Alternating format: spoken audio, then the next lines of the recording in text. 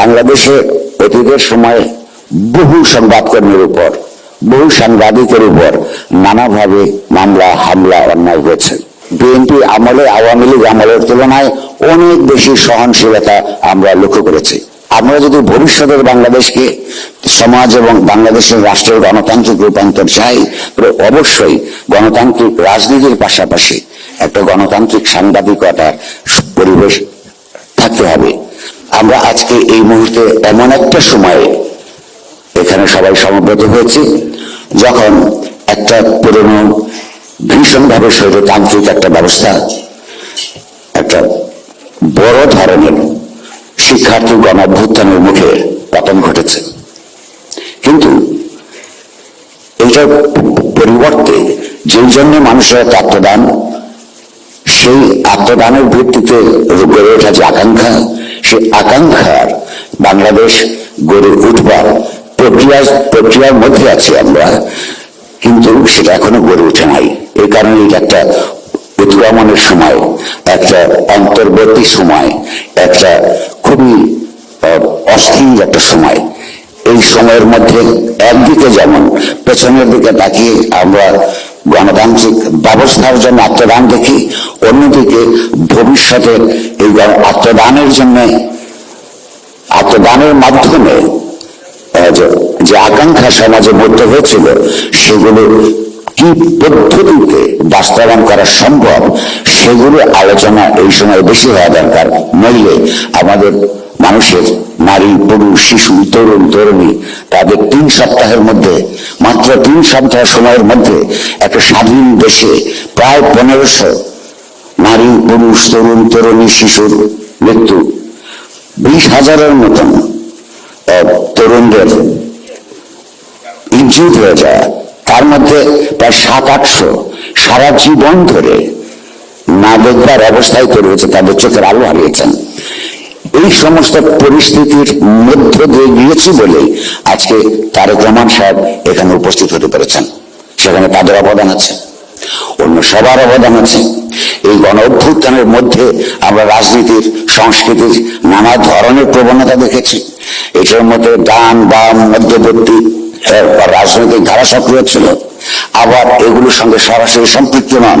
সাধারণভাবে একটা শান্তিপূর্ণ সামাজিক রাজনৈতিক ব্যবস্থা দেখতে চান এমন লক্ষ লক্ষ মানুষ ছিল, তাদের আত্মদান আছে। এই সময়টায়, এই উৎক্রমণকালীন সময়টায় পরস্পরকে দোষারোপ না করে, বরং এই আত্মদানকে কি করে একটা রাজনৈতিকভাবে, সামাজিকভাবে, প্রাতিষ্ঠানিক রূপ দেওয়ার দিকে এগোনো যায়, সে আলোচনাগুলি হলে আমার মনে হয় আমাদের সময়ের প্রতি, এই উৎক্রমণকালীন সময়ের প্রতি সুবিচার করা হবে।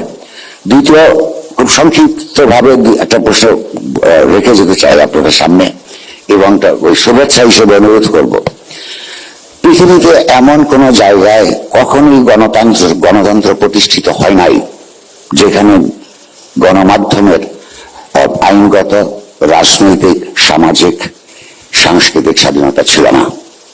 ফলে গণতন্ত্রের জন্য সংগ্রাম আর মিডিয়ার যে গণতান্ত্রিক স্বাধীনতা, এই দুইটা হাত ধরাধরি করে চলেছে।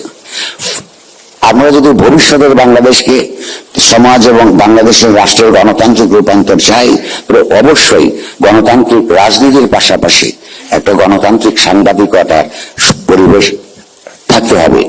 কোন রাজনৈতিক দল যদি বিশ্বাস করে, মানুষ কাছে বলেন যে তারা গণতান্ত্রিক রূপান্তর চান, তাহলে একই সঙ্গে তার দায় দাঁড়ায় তার সেই গণতান্ত্রিক রূপান্তরে সহযোগিতা করবার জন্যই গণতান্ত্রিক সাংবাদিকতার পরিবেশ নিশ্চিত করা। সেগুলো কি কি পদ্ধতিতে গণতান্ত্রিক সাংবাদিকতার আবহ নষ্ট হয়, সেগুলো আলোচনার জন্য তো সেমিনার করা যেতে পারে। আমি শুধু এইটুকু শুভেচ্ছা জানিয়ে রাখবো যে এটা আপনারা যেন সেই পরিস্থিতি তৈরি করতে পারেন। শেষ কথা আমি বলতে চাই, আপনি নিজেরা শুনেছেন, কতক্ষণ আগে আমার একজন সহকর্মীও বলে গেছেন, বাংলাদেশে অতীতের সময় বহু সংবাদকর্মীর উপর, বহু সাংবাদিকের উপর নানাভাবে মামলা, হামলা, অন্যায় হয়েছে। সেই সব মামলার আইনগতভাবে লড়াই করবার পরিবেশটাও উপস্থিত ছিল না। আমি বলবো এই মুহূর্তে গত রেজিমের সঙ্গে যারা সমর্থক ছিলেন, তাদের অনেকের বিরুদ্ধে মামলা হয়েছে, জেলে আছেন।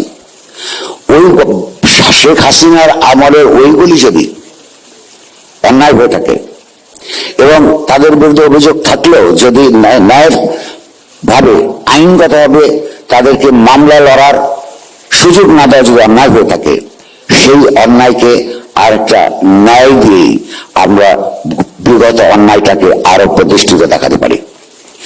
এই সময়ে যারা জেলের মধ্যে আছেন ভিন্ন মতের জন্য, সেই কাকা যা যা করেছেন সেইটা আমরা বিশ্বাস করি না বলেই আমরা এখানে মুক্ত আছি, কিন্তু তাদের যা আইনসঙ্গত অধিকার আছে, অভিযুক্ত হিসেবেই যে আইনসঙ্গত অধিকার আছে সেইগুলো নিশ্চিত করবার জন্য সংবাদপত্রের পক্ষ থেকে, আমাদের এইচএস কাউন্সিলের পক্ষ থেকে আমরা বিভিন্ন সময় সরকারকে বলেছি, সরকার বলেছে তারা সেটা দেখবেন।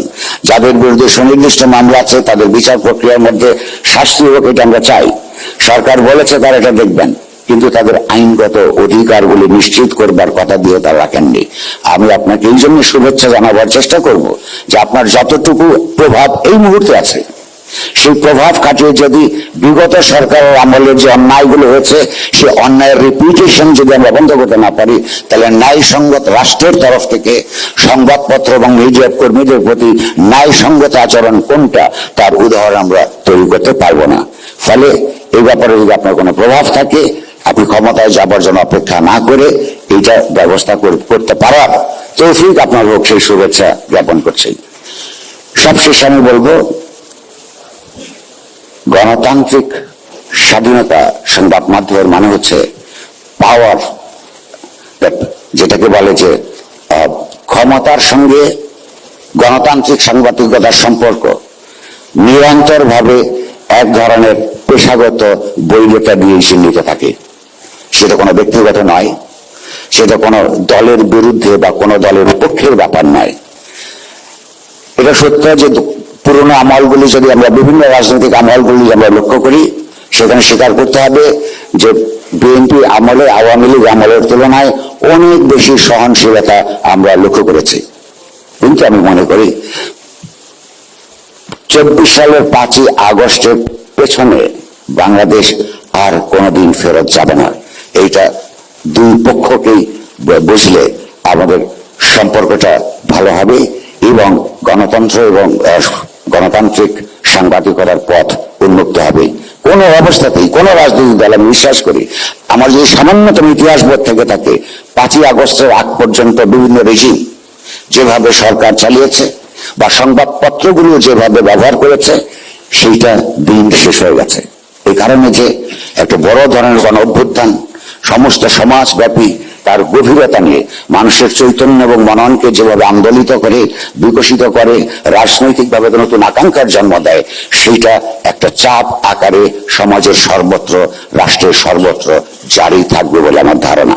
ফলে সেগুলোকে দমন না করে সেগুলোকে বরং সম্মান জানিয়ে গোটা সংবাদ মাধ্যমের ক্ষমতাকে গণতান্ত্রিক জবাবদিহিতার মধ্যে আনবার যে দায়িত্ব, সেই দায়িত্ব পালনে আপনারা যদি ক্ষমতায় যান কিংবা ক্ষমতায় না গেলেও সমাজে আপনারা প্রভাবশালী সংগঠন হিসেবে যদি থাকেন, সেইটা যাতে আপনারা অনুমোদন করতে পারেন, সেই সহনশীলতা আপনাদের হোক, সেই শুভেচ্ছা আপনাকে জ্ঞাপন করছি।